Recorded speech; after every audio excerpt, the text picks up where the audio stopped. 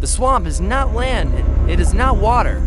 It is a purgatory of mud, decay, and stagnant biology designed to consume your energy. When you enter a marsh, you are entering an environment where the ground itself is trying to swallow you. The humidity saps your morale. The insects drain your vital fluid, and the mud acts like a constant anchor on your legs, burning calories 3 times faster than hiking on solid ground. If you get lost here, you don't just walk out, you rot. Survival in a wetland requires a completely different mindset. You cannot fight the swamp. You must float above it. Today, I am downloading 10 high-level tactical protocols for mastering the marsh. We are going to cover how to engineer mud shoes, how to harvest high-calorie starch from slime, and how to use the earth itself as insect armor. These are not hiking tips, they are the laws of amphibious survival. You need to stick with me until the very end because technique number 10 is the grand finale. It is a deceptive trap called the Quaking Bog. It looks like a safe meadow, but if you step on it, the ground will swallow you whole and snap shut over your head like a trapdoor. Let's get to work. Number 1, the reed snap navigation. You are walking through tall grass and murky water. You turn around to check your path and everything looks identical. It is a hall of mirrors. The sensory panic. In a swamp, there are no distinct landmarks. Every cypress tree, every reed bed, and every pool of black water looks exactly the same. The fog rolls in, or the sun goes down, and suddenly your internal compass spins. You start walking in circles. This is how people disappear. The pro solution: do not trust your memory. You must physically mark the terrain. As you walk, reach out and snap the tops of reeds, cattails, or small saplings. Bend them in the direction you are traveling. The white, broken inner fiber of the plant acts as a high contrast beacon against the green and brown background. Even if the water level rises to feet overnight, your reed snap trail remains visible above the surface. It is a physical breadcrumb trail that allows you to backtrack instantly if you hit a dead end. Number 2, the swamp shoe dispersion. You are sinking up to your knees with every step. You are exhausted after 10 minutes. You are burning 800 calories an hour just to move. The physics of sinking mud has a suction effect. When you pull your boot out, you are fighting the vacuum pressure of the silt. This is post-holing. It destroys your energy reserves and accelerates dehydration. You are fighting the mud, and the mud always wins. The pro solution: you need to increase your surface area. Gather bundles of reeds, small branches, or spruce boughs. Lash them tightly to the soles of your boots using paracord or vines. You are creating swamp shoes, basically snowshoes for mud, by dispersing your weight over a wider area. You float on top of the crust instead of punching through it. You move faster, you burn less fuel, and you keep your boots drier. It looks primitive, but it is pure physics. Number 3, the Mud Plaster Armor. The sun is setting and the buzzing starts. The swamp is waking up. Millions of mosquitoes, biting flies, and no-see-ums are hunting you. The biological drain. Insect bites are not just annoying, they are a threat to your system integrity. Hundreds of bites can cause systemic inflammation, fever, and sleep deprivation. If you cannot sleep because you are being eaten alive, your cognitive function drops to 0. You will make fatal mistakes. The pro solution: if you have no chemical bug spray, you must become the swamp. Find thick, clay-rich mud. Smear a heavy layer over every inch of exposed skin, your face, neck, hands, and arms. Let it dry. This mud plaster creates an impenetrable physical barrier that no insect pro bosses can pierce. It also blocks UV radiation, preventing summer, and masks your scent from larger predators. You look like a monster, but you will sleep like a baby. This armor protects you from the small threats, but it won't save you from the massive trap in number 10. Number 4, the Smudge Fire Protocol. The mud protects your skin, but the bugs are still swarming your camp. You need to clear the air zone, the chemical weapon. Standard campfire produces heat and light, which actually attracts some insects. You don't want flames, you want chemical warfare. You want smoke. The pro solution: build a small, hot fire base.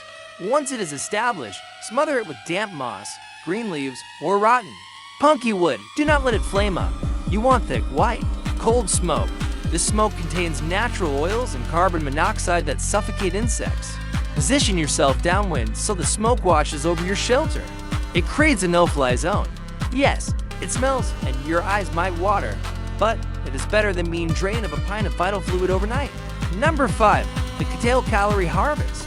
You are hungry. You have no rations. You are surrounded by tall plants with brown, hot dog-shaped tops. You are standing in a grocery store. The energy source, the common Cattail typhus, is the supermarket of the swamp. The most valuable part is hidden underwater. The rhizome's roots are thick, rope-like structures packed with starch and carbohydrates. This is the fuel you need to keep your body temperature up in the cold water. The Pro solution: reach down into the mud and pull up the roots. They will be covered in slime. Wash them off. Peel away the outer spongy layer to reveal a solid, white core. This core can be eaten raw, roasted on coals, or dried and pounded into flour. It tastes like a mix of potato and cucumber. It is clean, high-energy fuel that is available in almost every marsh on Earth. Eat up, because number 10 is deceptive. It looks like food-rich ground, but it's a void. Number 6, the tripod platform shelter. The sun is gone. You need to sleep. The ground is wet sponge. If you lay down here, you are finished. The thermal conduction. Water conducts heat away from your body 25 times faster than air. If you sleep on the wet ground, the swamp will suck the heat out of your core within hours. Plus, the ground level is where the snakes, leeches, and crawling insects hunt. The Pro solution: you must elevate. Find 3 sturdy poles and lash them into a tripod. Or find 3 trees in a triangle. Build a platform at least 3 feet off the mud using cross beams and a mattress of reeds. You need to suspend your thermal core in the air. This gets you away from the moisture, away from the predators, and puts you in a slight breeze that helps keep the bugs away. You are building a nest, not a bed. Number 7, the Gypsy well filtration. You are thirsty. The water around you is black, stagnant, and smells like rotten eggs. Drinking this is suicide. The microbiology: swamp water is a petri dish of protozoa, amoebas, and bacteria. It is also full of suspended silt and slime that will clog any filter you have. The Pro solution: do not drink from the pool. Step back about 3 feet from the water's edge. Dig a hole in the mud deeper than the water level. Wait. Water will seep through the soil bank and fill your hole. The earth acts as a pre-filter, straightening out the large particulate, the slime, and the heavy sediment. The water in your Gypsy well will be much clearer. You still absolutely must boil this water to kill the viruses, but you have removed the solid waste that would otherwise ruin your kidneys. Number 8, the dry rot foot drill. Your feet have been wet for 12 hours. The skin is turning white and wrinkled. You ignore it. This is the beginning of the end. The necrosis threat. Trench foot is not a joke. It is a non-freezing cold injury. Your blood vessels constrict. The tissue dies and gangrene sets in a swamp. This happens fast. If you lose your feet, you lose your life. The Pro solution: you must enforce a strict foot drill. Every 2 hours, stop. Take off your boots and socks. Wring the water out of your socks. Dry your feet with a rag or your shirt. Let them air out for 10 minutes. If you cannot stop, stuff dry grass or sedge inside your wet socks.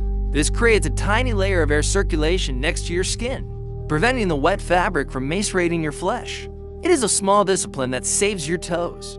You need your feet to escape, especially if you encounter the suction trap in number 9. Number 9, the horizontal quicksand escape. You step into a patch of soft silt. You sink instantly to your hips. You try to pull your legs out, but you sink deeper. The vacuum physics: quicksand is just supersaturated sand or silt. When you struggle, you liquefy the mixture and you sink. When you try to pull your leg up, you create a vacuum seal beneath your foot. The suction force can be hundreds of pounds. You cannot lift your way out. The Pro solution: stop fighting vertically. You must go horizontal. Lay backward onto the mud. Spread your arms wide. Spread your back. By increasing your surface area, you stop sinking. You will float on the mud just like you float in a swimming pool. Once you are horizontal, slowly backstroke or crawl your way to solid ground. Move your legs slowly to break the suction. Do not panic, just float. Number 10, the Quaking Bog trap. This is the grand finale. This is the most terrifying phenomenon in the wetland.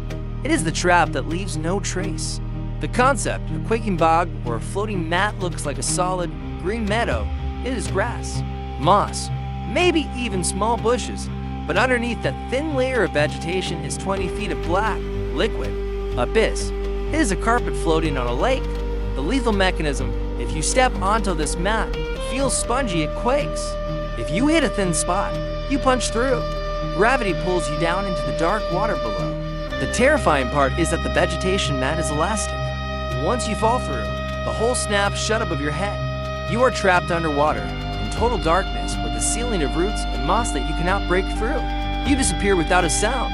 The pro solution: never trust a clearing in a swamp. Always carry a long pro pole 6 to 8 feet.